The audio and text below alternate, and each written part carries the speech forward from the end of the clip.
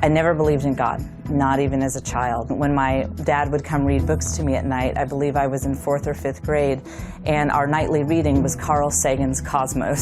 So I was very much raised on a diet of science and reason and evidence-based rational thought. You believe what you can prove. I believe that I have hands because I can see them. I believe in a black hole, even though I've never seen one, but science can tell us about the way matter moves around it that we can observe. And so this very rational worldview always made sense to me on a fundamental level.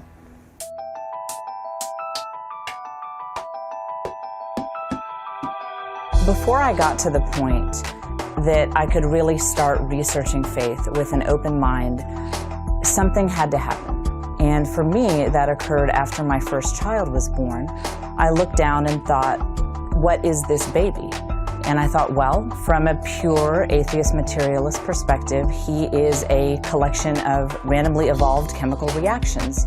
And I realized if that's true, that all the love that I feel for him, that it's all nothing more than chemical reactions in our brains. And I looked down at him and I realized that's not true.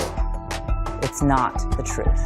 I didn't know where to go from there, but that's what prompted me to start researching topics of spirituality.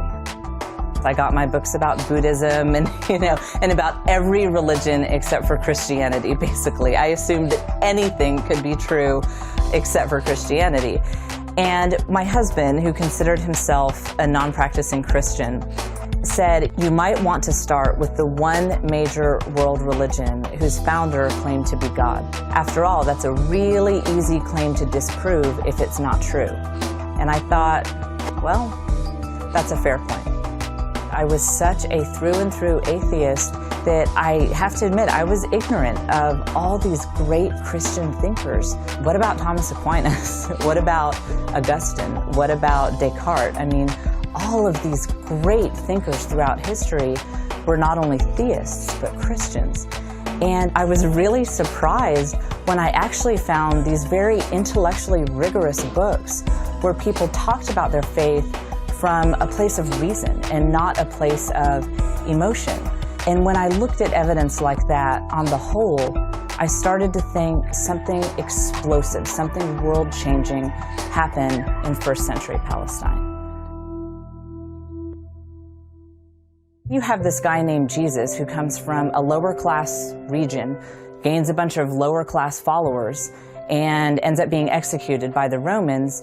And yet in droves, you see thousands and thousands of Jews giving up these traditions that they had held dear for thousands of years. And the people who joined in on this new religion, there was no benefit for them. It was a persecuted religion.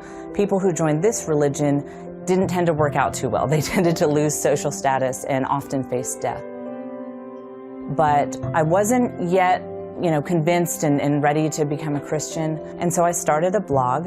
I just threw out every hard question I could think of. I just put it all out there on the blog. And as I would watch the atheists and the Christians go back and forth and debate, I realized we atheists, we don't have the lock on reason that I thought we did. But what I saw with the Christians was they had that too. They had all the knowledge of science and material world that we atheists did, but yet they had the total picture of the human experience of love and triumph and hope, and they could articulate that in a way that the atheists couldn't.